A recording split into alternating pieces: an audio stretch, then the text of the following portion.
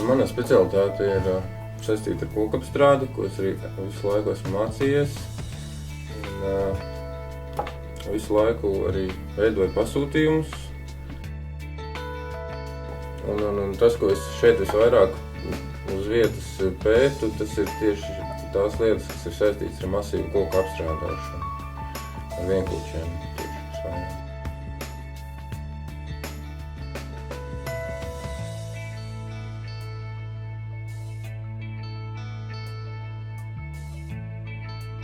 Idejas pats es esmu savs saimnieks, neviens man nediktē to, ko es daru.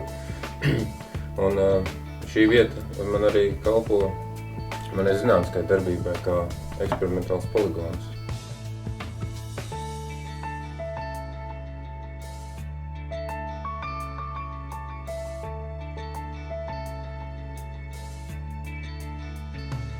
Mans tas svarīgākais mērķis un uzdevums ir ņemt šos senos un sen pazīstamos darbarīkus un